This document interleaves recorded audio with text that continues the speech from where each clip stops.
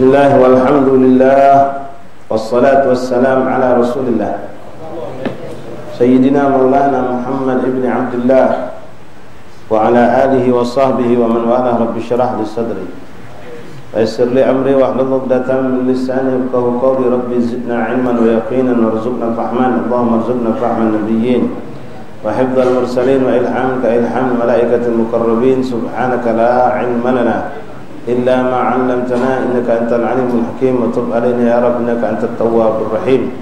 Ighfir lana warhamna wa anta khairur rahimin wansurna 'alal qawmil kafirin bi rahmatika ya arhamar rahimin.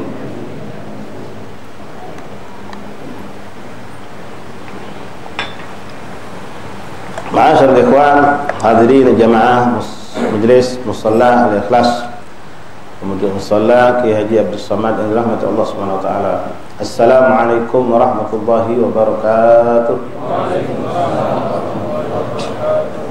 Alhamdulillah thumma alhamdulillah thumma alhamdulillah lakal hamdu ya rabbana lakal hamdu ya karim. Alhamdulillahilladzi ja'alana min ummati sayyidina Muhammad. Dianjurkan kita oleh salafun salihun untuk selalu mengucapkan lafaz hamdulillah dengan bentuk kalimat alhamdulillahilladzi ja'alana min ummati sayyidina Muhammad. Segala puji bagimu ya Allah yang telah menjadikan kami termasuk kelompok daripada kelompok umat Nabi Muhammad. Allah nikmat azim ikhwan rahimakumullah.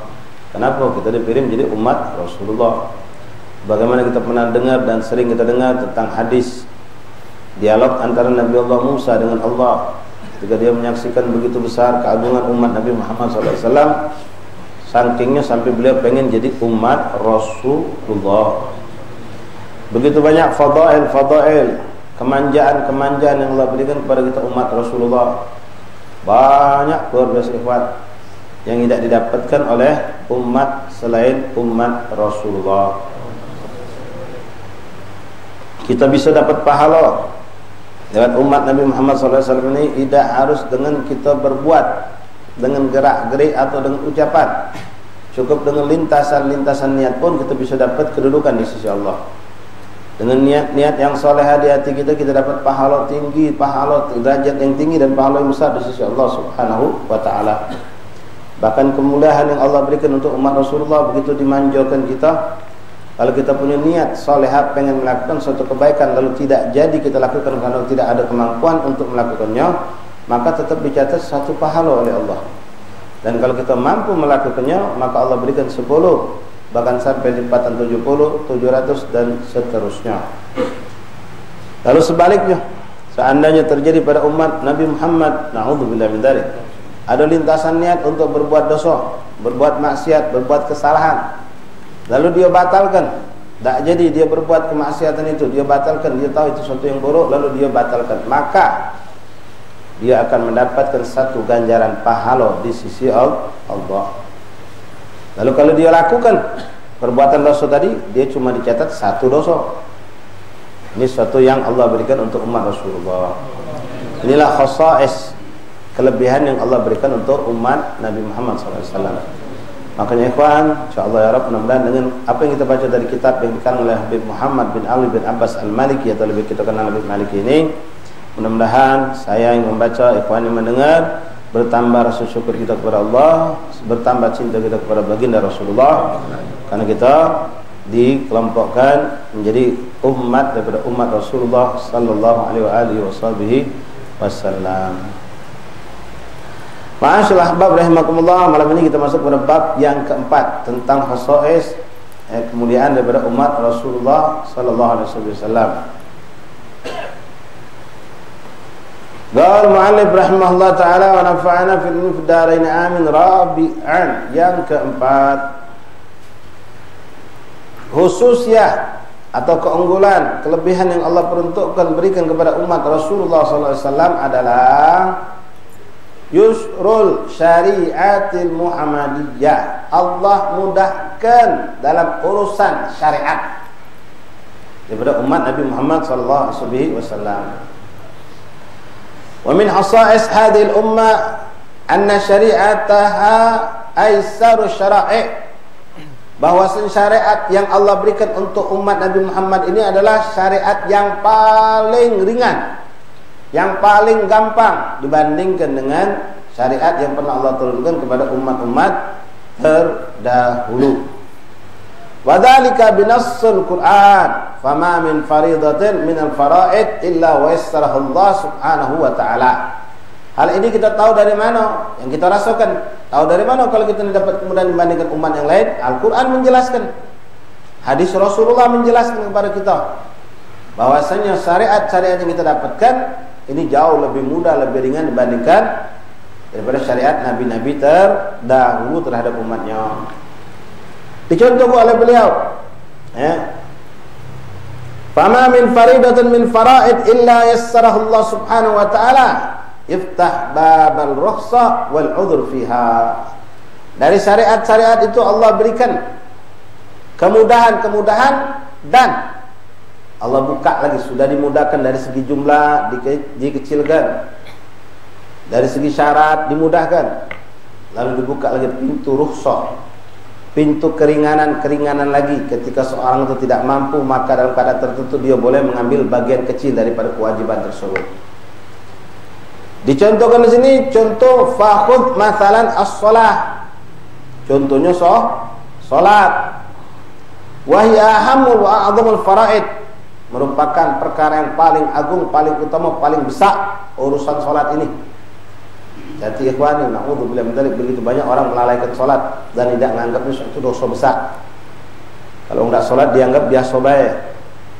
Bahkan kita saksikan sampai hari ini begitu banyak orang yang bekerja itu baik bekerja di kantoran, apalagi maaf yang kerja kasar, mereka melalaikan salat dan menganggap salat itu ditinggalkan tidak apa-apa.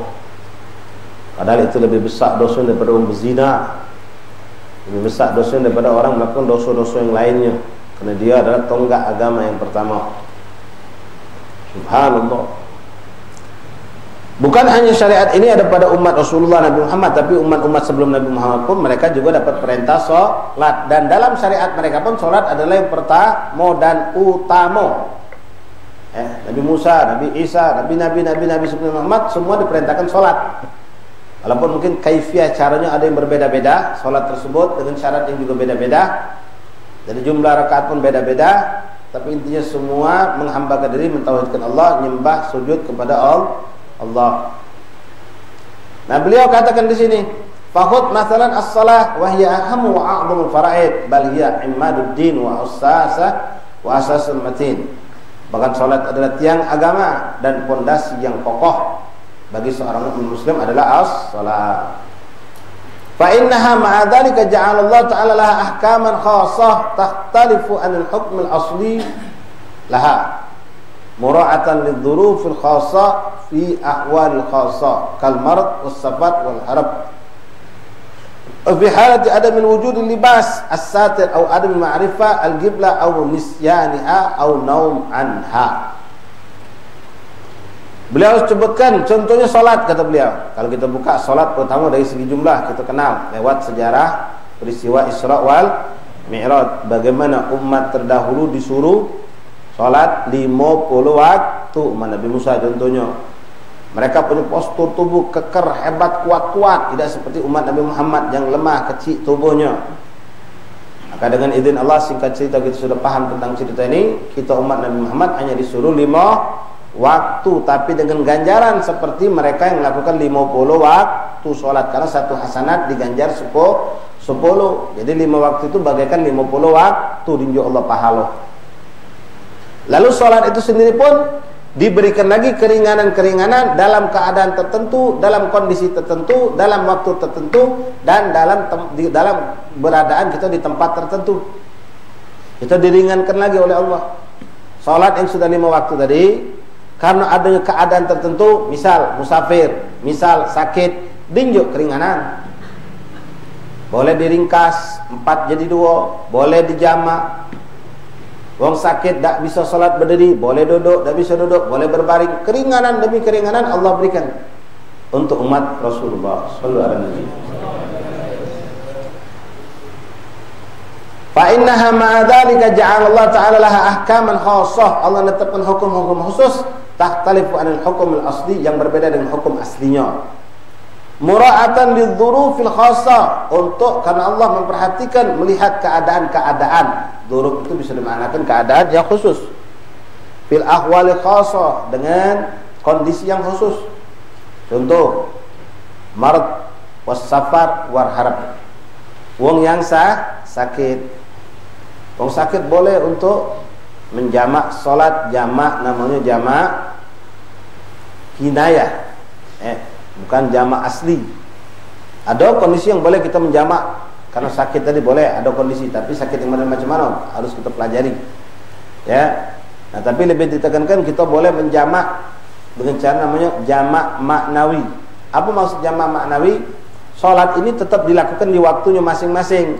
Cuma dirapatkan, misal contoh kondisi orang yang selalu punya najis di badannya. Kalau dia nak solat, dia harus bersihkan dulu najis itu, dan dia bisa bertahan untuk tidak kena najis lagi. Misal orangnya beser atau pokoknya apalah yang sifatnya najis itu mentul terus, dia bisa bertahan mungkin cuma dalam hitungan setengah jam. Lewat setengah jam keluar lagi kotoran. Nah, kalau dia tadi itu misal maghrib, nak solat maghrib, dia bersihkan. Habis solat maghrib lewat setengah jam kotoran ini keluar lagi, nak solat isya bersihkan lagi. Kan susah, sulit. Boleh tak Ustaz langsung berjamak kami takdimkan? Oh, jangan jamak takdim dulu, jangan perlu jamak takhir dulu. Ada namanya jamak maknawi istilahnya. Apa itu? Dan ini dibolehkan dalam syariat. Menggabungkan dua solat, merapatkan waktunya. Yang solat maghrib tetap di waktunya, isya tetap di waktunya. Jadi mana maksudnya Ustaz? Maghrib dilakukan di akhir waktu dan tidak dianggap dosa, lalu isya di awal waktu. Jadi dia bebersih diri, bersih kekotoran, misalnya ada nanah, ada apalah najis di tubuhnya tadi. Bukan selesel bol. Kalau selesel bol atau daimul hadas itu lain lagi ceritanya, hukumnya lain lagi. Nah, macam tadi, dia harus pasang perban lagi, dipasang ini lagi. Maka dilakukan maghrib itu jam berapa selesai? Jam 7:20. Maka jam 7:05 dia bebersih, 7:10 dia solat. Selesai solat maghrib, nunggu sejenak masuk waktu isya, langsung solat isya. Sehingga dengan satu kali dia mensucikan diri, membersihkan tadi, dia dapat dua solat. Begitu juga zuhur dengan asar. Solat zuhur dilakukan mendekati waktu asar, tapi jangan sampai keluar dari waktu solat. Sehingga kita kondisikan selesai bebersihan, selesai wudu, selesai solat zuhur, nunggu sedengat asar masuk, langsung solat asar. Nah, ini boleh ketika orang itu sakit. Ada lagi kondisi memang kita boleh dan menjamak. Boleh niat menjamak. Misal ada orang mau mengalami operasi besar, kebetulan dijadwalkan operasi ini dia harus lakukan dari jam misalnya mendekati waktu asar. Mendekati waktu asar dari jam 3 sampai ba'dan maghrib. Mana nak solat asar nih? Dari jam 3, sedangkan asar masuk setengah 4. Masuk setengah 4, akan selesai jam 7 malam atau jam setengah 7 misal. Bagaimana nih salat asar? Ya boleh dijamak. Jamak takdimkan kalau memang sudah dipastikan dokter mengatakan seperti itu misalnya. Nah, dalam musafir, seorang yang dengan ketentuan musafir, ada musafir dibagi dua. Musafir safar tawil yang lebih dari 2 marhalah, lebih dari 84 kilo, itu boleh menjamak dan juga boleh mengqasar dengan syarat-syaratnya yang harus kita pelajari. Jangan cuma ngerti ilmu ni kulitnya baik ikhwan. Banyak musafir cuma tahu kulitnya. Oh, kalau kita musafir nih boleh pergi ke Lampung gitu 2 marhalah lebih, boleh menjamak, boleh mengqasar. Benar, tapi mana cara menjamak dan mengqasar itu? Ada kriteria, ada ketentuan yang harus dilakukan. Dia tidak belajar. Dia cuma melok semayang baik, qasar baik. Oh, tidak bisa. Harus kau pelajari hukum itu. Boleh tinggal ke Jumatan. Yang model macam mana musafir boleh tinggal ke Jumatan itu? Boleh tak puasa? Benar, hukum itu benar. Boleh tak puasa, boleh tinggal ke Jumatan orang yang musafir. Tapi yang model macam mana? Memenuhi syarat tak? Bukan model yang sering kita sampaikan, pergi Jumat ke Lampung naik kereta jam 9, kalau dari rumah jam setengah 8. Tak puasa dia haram, safarnya haram. Berangkat ke Lampung naik kereta jam 9 hari Jumat, padahal dia pacak nunda malam atau pergi semalam. Dicarinya ni hari itu Jumat, berangkat jam 9, kalau dari rumah jam 7. Jumat di mana dia? Kami kan musafir, boleh tinggal ke Jumatan. Nah, inilah ya, dapat ilmu seprapat, mbak kulitnya isinya mana dia tak faham. Nah, keringanan ini memang ada, tapi maaf ikhwan, dibarengi dengan ilmu. Makanya dikatakan dalam kita doa sering kita mengatakan waman tabi'ahum bi'ihsan, dan orang-orang yang mengikuti mereka. Siapa mereka itu? Rasul, sahabat dan salaf. Tapi bi'ihsan, dengan benar, dengan bagus, bukan cuma melok baik. Diikuti dengan benar. Dia tahu caranya, dia tahu dibolehkan qasar, tahu ilmunya. Dia tahu boleh melakukan yang namanya menjamak, dia tahu ilmunya. Termasuk juga di sini dikatakan di antara keringanan yang Allah berikan buat umat Rasulullah sallallahu alaihi wasallam, yaitu kalau kita sakit, salat boleh duduk. Apakah langsung boleh duduk? Pelajari juga. Oh, tidak langsung duduk. Sakit model macam mana? Ya, kalau orang itu ngasih kesakit itu biasanya kalau tegak rakaat pertama masih sanggup aku beb. Tapi kalau sudah rakaat kedua aku tak kuat lagi, dengkul aku ni rasanya nak copot. Ya berarti rakaat pertama wajib tegak. Rakaat kedua baru duduk, bukan dari awal langsung duduk. Ya, aku ni beb kalau tegak dah pacak, tapi kalau sambil bersendeh megang tegak pinggir solat bagian sop pinggir jendela sambil megang jendela pacak. Tegak pegang jendela, jangan langsung duduk. Ada urutannya dulu, bukan langsung. Cara duduk mak mana, ketahui juga mak mana rukuknya, mak mana sujudnya, dipelajari. Tayyib, ikhwan rahimahullah. Kal marid was safar war harab, begitupun perang. Salat dalam keadaan perang tak boleh ditinggal. Perang ini. Ya. Yuk tahu wong cuma gara-gara begawe, gara-gara sibuk, gara-gara rame dagangannya, meninggalkan salat haram, haram besar, dosa besar tau. Dosa besar ni. Wong perang, Nabi Muhammad SAW berperang lagi tak boleh tinggal ke salat. Bahkan kita dapatkan di Al-Quran, kita dapatkan dalam kitab-kitab fikih dan sirah, bagaimana cara salatnya Rasulullah dalam keadaan perang. Tetap berjamaah sampai diajarkan ada kurang lebih 16 atau 18 cara mak mana solat berjamaah dalam kancah peperangan. Diatur mak mana kalau musuh tu di depan arah kiblat, bagaimana kalau musuh bukan di arah kiblat, diatur kalau ada caranya. Dan itu yang dilakukan. Tak pernah Allah ngomong sama Rasulullah, ya Muhammad, karena engkau sekarang berperang membela agamaku, kuliburkan dulu kau solat dan kaummu. Tak pakai, tetap disuruh solat. Bahkan disuruh berjamaah. Nah, nanti ada keringanan ketika solat itu benar-benar kita lagi adu pedang, lagi kancah, datang waktu solat tetap solat kaifasya. Solatlah kamu mak mana caranya, nak ngadep kiblat, tak ngadep kiblat terserah. Tangan megang pedang adu darah boleh solat. Jadi yang syarat-syarat itu dilepas kalau banyak. Jadi boleh solat dalam keadaan berlari, dalam keadaan tak ngadep kiblat, dalam keadaan duduk, dalam keadaan memegang senjata. Bahkan ada najis darah di pedang kita pun boleh kita bawa salat. Itu diatur ketika kapan? Ketika memang pada posisi yang seperti itu. Jadi harus dipelajari. Wa bihalati ada min wujudil libas, satir, dan kapan kita ketika tidak ada pakaian. Salat apa tinggal ke salat? Betul. Tak ada pakaiannya boleh jadi tak katik nian, boleh jadi maknanya tidak ada pakaian yang suci. Baju ada, kan banyak alasan wong-wong yang sekarang ni tak solat, tukang bergawe di rumah kita, bahkan Masya Allah tukang ngawi ke masjid, ngawi ke madrasah, bangun pesantren, tak solat ni. Tak solat, mang solat mang, zuhur mang. Woi mak mana deh, kotor baju aku ni. Kalau kotor beda apa-apa pak, najis, berilmu tu ya, najis. Kalau bapak memang tahu macam itu, ngapa dipakai, ngapa tak siapkan pakaian yang bersih? Ngapa tak siapkan pakaian yang bersih? Harusnya dia siapkan pakaian yang bersih untuk solat, karena dia tidak ngasuh butuh dengan solat. Dan negara solat perkara yang sepele. Al-Imam Muhammad bin Hussein Al-Habsyi, ayahanda daripada Al-Habib Ali Habsyi Syaibul Maulid Simtud Durar, seorang wali, seorang ulama besar di hidupnya. Mungkin beliau seorang mufti mazhab Syafi'i di Mekah. Wafatnya sudah 150 tahun yang lalu kurang lebih wafatnya. Dalam salah satu kitab Fathul Ilah beliau mengatakan, "Lau hajjajta 'alaf marra wa tahawwanta bi salatin marratan wahida fa'lam annaka minal khasirin yaumal qiyamah." Ini ucapan daripada salaf sebelum beliau. Beliau ungkapkan lagi itu kalimat.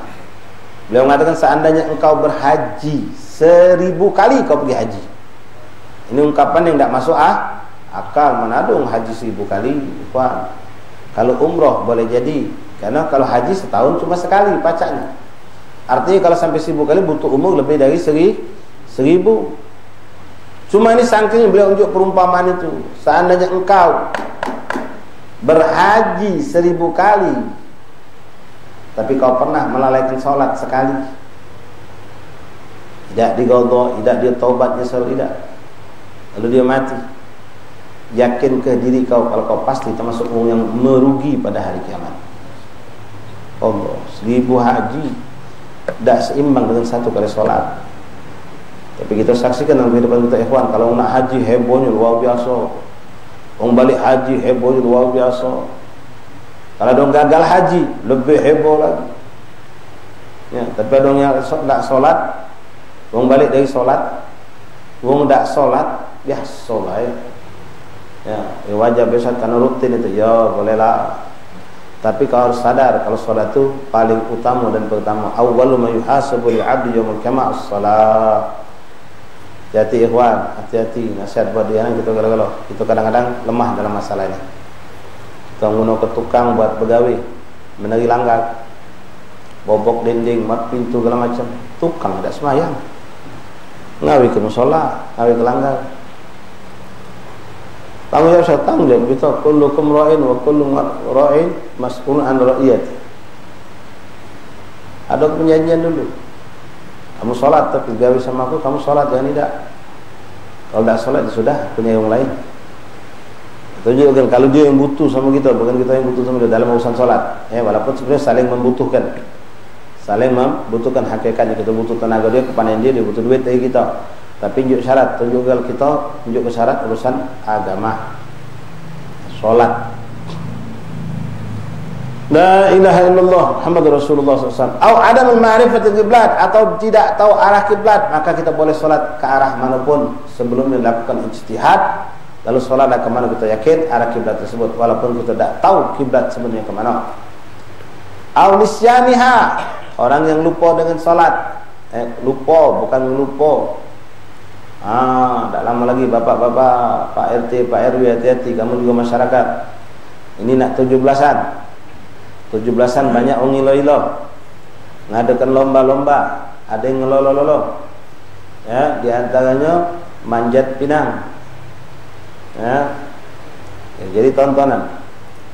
Kalau kita pikir genian, logika main, logika orang awam baik, ngapalah jadi lolo ya. Manjat pinang, bawa buah hadiah pucuk-pucuk sana, orang naik jadi oli, manjat sagolah naik pakai oli ya. Bagi ke baik, selesai, senang hati kalau manjat sawo-sawo, gelabuk nyampa, naik lagi gelabuk nyampa. Apa cuma ini nih gambaran perjuangan dulu perjuangan apa nah, dari jam 10 sampai asar baru selesai. Zuhur di mana? Lewat dah sholat zuhur. Yang nontonnya juga sama, panitia sama, ET-nya nanggung dosa gara-gara, EW-nya nanggung dosa galau kah? Galau, hati-hati, jangan nyumbang-nyumbang ya. Lomba-lomba jingok, kalau lomba itu bertentangan dengan syariat Allah, jangan. Manjat pinang celana pendek pasti muka Allah berdosa. Ngajak bini kita pula, nah bini ngak pahal lanang, udah boleh seperti no, yo hangang kalau lanang samo nak nalang betina boleh ngak pahal. Aurat lanang pusat sampai lutut, tak boleh terbuka, nih terbuka ya. Bola kaki sama, bola poli sama, apalagi lebih parah lagi kalau poli ibu-ibu, bukan nonton bola kan ya, dosa. Jadi hati-hati ya, ada yang unsur-unsur perjudian, hindari, harus paham kita hukum-hukumnya. Ada kelomba untuk nyambut 17-an boleh, menyemarakkan, menyenangkan hati budak kecil, kumpul ke buat lomba-lomba yang ya menarik lah, lomba karung, lomba tarik tambang, lomba makan kerupuk banggan ya. Jangan kalah kamu tuh. Ada kan lomba makan kerupuk syar'i, lomba karung syar'i, kan syar'i kalau sekarang pikirlah dia mana syar'i itu. Tak kata yang syar'i Juan, banyak lomba makan kerupuk mukhalafah sunnah. Kalau makan tak pakai tangan, dikebet tegak pula Tidak syar'i. Kalau ada kena lomba makan rambut, unjuk ibangku, pakai tangan. Jadi kita nilai dari praktek sunnahnya. Lomba makan kerupuk syar'i. Mak mana cara budak tu? Pakai tangan kiri bukan kanan. Maco doa ada dia. Duduk apa tegak. Ya, kalau makan berarti dia melanggar syariat. Ya, sunnah Nabi dibabasnya makan apa yang ngebut-ngebut. Ya, makan baru pakai tangan kanan. Memakan berdoa dulu. Ya, penilaian kita dari situ. Ya, macam lomba busana muslim. Jadi nilai apa? Cara pakaiannya, tudungnya, makinya, jalannya, bla bla. Ada ke juga. Ya. Ustaz, kalau lomba kamu syar'i mana Ustaz? Fikir kalau kamu. Ada ke? Tidak apa-apa. Ya, lomba-lomba. Yang lucu boleh, menarik, tapi jangan melanggar syariat. Jangan sampai melalaikan sholat dan ibadat. Jangan pula menimbulkan hasad dengki. Kadang-kadang gagal lomba ibu-ibu kita bermusuhan. IT1, IT2, IT3 lomba masak, yang menang IT3 mulai di IT1 sampai 2. Itu pasti ada main sama ujung itu. Masakan kita lebih sedap. Wah, berhentian musuhan 17 lewat sampai tahun depan masih musuhan. Hindari yang macam-macam itu, Ikhwan. Ya, ada ke lomba yang nyenangati boleh, tapi jangan sampai yang sifatnya mendatangkan maksiat. Ya, pakaian betino ngepes, lomba senam, lomba apa, dosa itu haram. Jangan juga mengadakan hiburan-hiburan yang bertentangan dengan syariat. Nah, sekarang ala kulli hal, Ikhwan, 17-an ini berdekatan dengan tahun baru Islam. Nah, warnailah lomba itu dengan warna Islam. Ada lomba hadro, lomba adzan, lomba, tapi maaf, jangan lomba ngaji wong betino. Haram hukumnya kamu. Ya, Ustaz, itu yang tilawatul Quran haram. Bugolah. Ya, yang tilawatul Quran nak tingkat daerah, RT, RW, kecamatan, kota, kabupaten, provinsi, nasional, internasional haram. Tino tu mana boleh disawah jadi dengarkan ke orang lain, apalagi dengan gayanya pula yang nampak. Jadi, ya, apalagi lagu Quran, itulah Quran namanya. Itu orang bermaksiat dengan Quran depan Quran. Tino Qori'ah, jurinya lanang. Ustaz Quran, Ustaz Quran, Ustaz pula.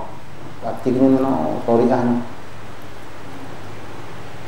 Ya, kupingnya dengar haram, mata nyengok sini ni haram. Apalagi maaf yang bagian makhraj huruf. Mati kan apa ni hatinya? Kalau makhraj huruf bebe. Hati. Ya. Jadi lomba-lomba silakan adakan, tapi jangan bertentangan dengan syariat Islam. Tep wanisyanuha, balik gara-gara nisyan tadi ya, lupa. Nah, sampai lupa sholat gara-gara lomba tadi ya, haram. Itu bukan lupa namanya. Tahu-tahu udah gegasan. Ada apa itu? Ibu-ibu kita nonton ini tadi. Lomba, ya macam-macam lomba nih. Kadang lomba manjat pinang tadi. Mulai dari jam 10:30, jam 11 sampai habis asar. Pas tengah asar, Zuhur apa nih? Oh, ya asar ini kawan. Mau madai. Nah, lupa ini kan. Lupa tak? Lupa memang berdosa. Berdosa. Karena dia terjun kepada sesuatu yang melalaikan. Kalau lupa itu beda, Ikhwan. Kondisi itu memang dia dalam keadaan benar-benar lupa. Dengan kondisi yang menyebabkan lupa itu perkara yang halal, bukan perkara yang makruh. Nanti maafkan, tapi bukan berarti yang lupa sholat itu lupanya. Ya kadang-kadang kita ada lupa nih. Contoh nih kejadian sering terjadi. Makanya kami agak kurang senang kalau dong ada ke acara ba'dal maghrib sampai lewat asar, sampai lewat isya tidak pakai sholat berjamaah, tidak pakai sholat. Ini banyak kita lupa. Ya, acara haul Habib Fulan, haul Kiai Fulan, maulid, ada kan dari habis maghrib sampai masuk waktu isya kadang-kadang stop dengan adzan atau dari langkah sebelah adzan stop dulu, habis itu nyambung lagi, bubar makan tanpa ada sholat. Nah, wong yang biasa sholat di langgar di masjid, kita kalau keluar sudah balik ke rumah tuh tinggal tidur. Anak pernah ngalami, alhamdulillah selamat. Anak pernah nanya wong yang waktu itu anak sengaja niat. Nah, ini pasti banyak yang tak sholat. Besok anak tanya si Habaib. Habaib ini yang kenal, Masya Allah, ahli musola, ahli langgarnya. Dia hadir suatu acara. Anak nanya, Bib, semalam hadir antum? Yo, anak hadir ni. Sembahyang Isyak di mana? Itu majlis tu lah, aku malam. Lupa dia. Agak dulu, ada ni sembahyang Isyak ada semalam tu. Mikir dia. Oh, tak makan sembahyang Isyak semalam. Jadi habis sembahyang di mana? Astaghfirullah gitu. Tak sembahyang anak semalam Isyak. Ya lalai kita dibuat. Saya pernah ngalami. Balik capek gara-gara pergi acara sikok, acara habis maghrib sampai ngajak tahlil. Habis Isyak nyambung lagi ada acara lagi undang kita. Jadi kita pergi ke sini. Yang kalau kita acara ni ringan, maghrib selesai, tak tahunya maulid dulu, habis maulid tahlil dulu. Ceramah pula. Adzan lewat Isyak, habis Isyak makan di rumah ni. Rumahnya agak sempit, besar tapi sempit yang ada. Udah habis makan, kita ni ngejar, ada undangan lagi ke sana. Ngejar ke sana. Pergi ke sana. Wong dak nanya Ustaz salat belum kan? Elok hadir, balik ke rumah. Biasanya macam saya ni, balik ke rumah ya sudah solat tu lah. Sudah solat tu lah. Pas sampai ke rumah, suasana orang sudah banyak tidur, santri juga banyak tidur. Jam 11-an. Henti baju, ambil wuduk, solat sunnah. Baru nak terjun ingat, ya Allah, belum solat Isya. Belum solat untung diingat ke Allah. Walaupun kalau sampai lupa, ingatnya besok pagi, tak berdosa memang. Ya karena memang itu namanya lupa. Tapi disayangkan. Nyesal kita pasti. Ya Allah, anak tak solat Isya semalam. Cepat qada. Cuma alhamdulillah tak sampai terjadi. Pas sudah nak tidur baru teringat. Nah ini banyak ya kejadian macam itu. Jadi janganlah ikhwan kalau nak ngadakan acara dari maghrib kamu tanggung jawab. Kalau dari maghrib selesainya jam 9, sembahyang Isya mana? Kalau kamu tak pacak masjid solat Isya, tanggung jawab kamu. Ngompol kong rame-rame solat tidak. Banyak ini sering kita terjadi, termasuklah musim-musim haul-haul ini. Kadang-kadang acara haul itu sampai lewat zuhur, bubar makan tanpa solat. Nah yang panitia ini kadang-kadang lalai. Namanya panitia, wah sibuk. Kalau nggak balik kalau dia bingkes sampai asar kadang lupa solat. Harus saring ingat. Madai tidak madai, fakta kenyataan. Kenyataan. Hati-hati. Nisyan itu yang memang lupa-lupa yang memang dimaafkan syariat. Tapi kalau lupa karena kelalaian, ya main catur, kemudian cak ceri nak 17-an, saya ingatkan lagi, ya. Tanggung kita kalau ingatkan RT, ingatkan RW. Kalau sampai membuat orang lalai dengan solat lupa, maka tidak boleh. Au naum anha atau orang ketiduran. Nah, tidur juga bukan tidur sembarang tidur. Ya, yang tidurnya itu tidak sengaja. Ya, tidak sengaja, bukan tidur subuh lewat bangun ke tak bangun tidur, bangun jam 6:30. Kalau tidur tidak berdosa jadi. Subuh tu bangun harus. Yang ada tidur tak sengaja ni ketiduran. Ketiduran. Badan capeknya, letihnya, tak kuat, palak pening puluh. Anak nak tidur dekat ni. Nyampe rumah maghrib. Maghrib. Palak kita mentak pening. Nak tidur dengat bes 4 jam jadi lah kita. Minum obat. Pesan sama bini kita, kaget bangunkan aku nak tidur dengat beh. Subhanallah, bini kita lupa bangunkan. Obat yang kita minum tadi mengandung obat tidur. Lewat jam 9 bini kita masuk bilik tengok kita nak terpanjang. Bangun. Apa? Mayang lu. Memang maghrib, bukan maghrib sama Isya belum. Nah, macam ini ketiduran. Yang macam ini tidak berdosa, tapi tetap wajib solatnya diqadha. Wa hadza taysir huwa sifatul 'amma li hadhihi syariatul mutahharah. Kemudahan ini adalah secara umum Allah berikan kepada syariat umat Nabi Muhammad SAW. Bagaimana firman Allah mengatakan yuridullahu bikumul yusra wa la yuridu bikumul usra. Allah menginginkan kemudahan untuk kalian dan Allah tidak menginginkan kesulitan. Makanya yassiru wa la tu'assiru, mudahkan urusan ini, jangan disusahkan, tapi jangan menggampangkan hukum. Ya, pegel kadang-kadang kalau kita nyengok wong kawin ya di Palembang ini. Kadang nyusahkan. Ya, yang tak ngerti hukum apa lagi? Lah bedek, katanya salah, suruh ngulangi lagi. Ya, macam kemarin tu, nah hadir ada juga ustaz lain juga hadir situ. Wong ni sebenarnya budak ni agak gugup dikit. Pas sudah selesai, aku kawinkan dengan mas kawin, dibayar tunai. Aku terima mas kawinnya. Ulang. Padahal sah-sah baik itu. Sudah aku terima, ngulangi juga terima lagi gitu. Cara hukum, langsung ulangi lagi. Gugup hamba Allah, tambah parah yang kedua. Yes, suruh. Ngadap kiblat bagus, tapi kalau tidak memungkinkan ke tempat ini, ya, sudahlah sholat kayak pasya. Tak harus ngadap kiblat. Kalau memang mudah ngadap kiblat kawin, ngadap kiblat. Kalau sampai nak ngesek ke orang tua, tolong gesek dikit masih. Ini pengantin nak duduk sebelah sini. Jangan. Bismillah. Yassir wa la tu'assir. Kawin nak maki pelangkahannya. Syariat ada juga. Pelangkah tak pelangkah, tak jadi masalah. Tidak jadikan orang tak menunjuk pelangkah tak sah kawin. Ya. Langkah menentukan kita yang dilangkai pula. Ya kalau punya pikiran bagus.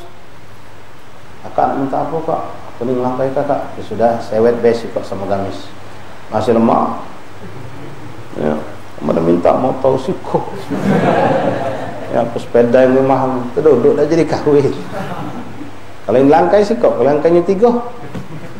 Ya, pernah kita ngalami mereka. Yang langkai itu 3. Kiri sisip dah jadi kawin. Sudah, jangan yassir wala ta'sir. Mudahkan urusan itu, jangan dipersoleh. Jangan dipersoleh.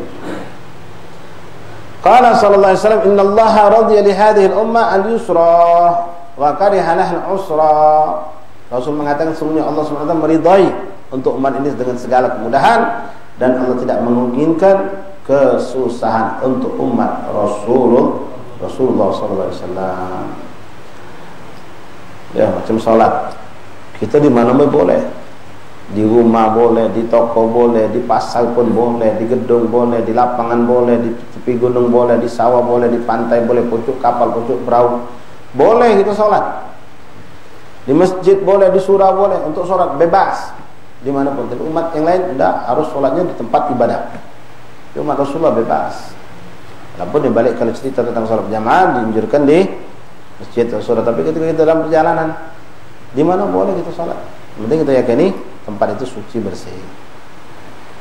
Warwi Ahmad fi musnadihi an Hudzaifah bin Yaman radhiyallahu anhu qala sajada sallallahu alaihi wasallam falam yarfa' ra'sahu hatta dhanna anna nafsahu bidat. Falamma faragha qala rabbi istasharantni al-hadis fihi wa ahalla lana katsiran mimma shaddada ala man qablana wa lam yaj'al alaina fid dunya min al-kharaj wa lam ajidu syukran illa hadhihi sajadah wallahu a'lam. Jadi Rasulullah SAW pernah satu hari salat dan beliau sujud lama, sujudnya tadi tak bergerak lama sampai sahabatnya pun Rasulullah meninggal. Ini tak bergerak lama sujud Rasulullah. Setelah beliau selesai solat, maka sahabat bertanya tentang sujudnya Nabi tadi. Rasul mengatakan, aku ini mendapatkan untukku dan umatku begitu banyak kemudahan-kemudahan yang Allah tidak berikan kepada umat sebelumku. Maka dengan sujud inilah aku tampakkan rasa syukurku kepada Allah. Wallahu a'lam bishawab. Insyaallah kita lanjut lagi pada pertemuan yang akan datang. Insyaallah malam Rabu depan ya insyaallah. Lagi kata. Jadi sekarang kita mengingatkan ikhwan di depan kita ini hari Senin 17 Agustus, Kamis, hari tanggal 1 Muharram, tahun baru Islam. Jangan kaget di mana-mana tertempe dirgahayu sementara nyambut tahun baru Islam dak katik. Ya, giliran go Cipak Tong itu ada tahun baru Cina itu. Oh, di mana-mana. Tapi tahun baru Islam dak katik. Masjid dak buat, musholla dak buat. Silakan nyambut dirgahayu kemerdekaan boleh. Tapi untuk nyambut tahun baru Islam kita bikin, bahkan kita bikin satu banner. Kan waktunya deketan. Ya, carilah kalimat yang indah, gabungkan menyambut tahun baru Islam dan sebagai syukuran atas kemerdekaan Indonesia. Bikin, ya, tampilkan nuansa Islam. Wallahu a'lam. Bismillahirrahmanirrahim. Alhamdulillahirabbil alamin. Allahumma salli wa sallim ala sayyidina Muhammadin وعلى آل سيدنا محمد.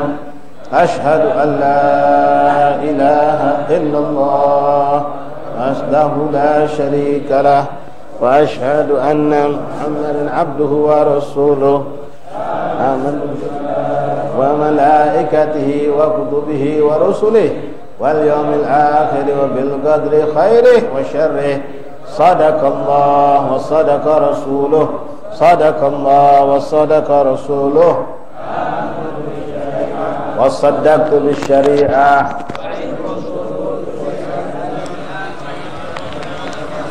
وتبرأت من كل دين يخالف دين الإسلام. اللهم إني أؤمن أنه الحق عندك أنه الباطل عندك. خذ مني جملا ولا تطالبني بالتفصيل. أستغفر الله العظيم وأتوب إليه. أستغفر الله العظيم.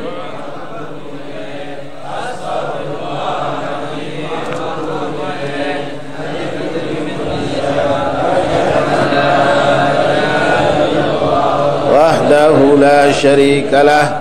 أشهد أن محمدا عبده ورسوله أن عيسى ابنه ورسوله وروح منه وأن الجنة حق وأن النار حق وأن كل ما أخبر به رسول الله صلى الله عليه وسلم حق وأن خير الدنيا والآخرة في تقوى الله وطاعته وأن شر الدنيا والآخرة في معصية الله ومخالفته. أشهد أن لا إله إلا الله وحده لا شريك له وأشهد أن محمدا عبده ورسوله. لا إله إلا الله أفني بها عمري. لا إله إلا الله أدخل بها قبري. لا إله إلا الله أحلو بها وحدي. لا إله إلا الله ألقى بها ربي. لا إله إلا الله قبل كل شيء. لا إله إلا الله بعد كل شيء. لا إله إلا الله يبقى ربنا ويفنى كل شيء. لا إله إلا الله أستغفر الله. لا إله إلا الله أستغفر الله. لا إله إلا الله أستغفر الله وأتوب إليه. صلى الله عليه وسلم. الحمد لله رب العالمين. لا إله إلا الله الموجود في كل زمان. لا إله إلا الله المعبود في كل مكان. لا إله إلا الله المذكور في كل لسان. لا إله إلا الله. لا إله إلا الله كل يوم هو في شان. لا إله إلا الله الأمان الأمان من زوال الإيمان من فتنة الشيطان. يا قديم الإحسان كم لك علينا من إحسان. إحسانك القديم يا حنان يا منان يا رحيم يا رحمن يا غفور يا غفار. اغفر لنا وارحمنا وأنت خير الراحمين. صلى الله على سيدنا محمد وآله وصحبه وسلم. الحمد لله رب العالمين.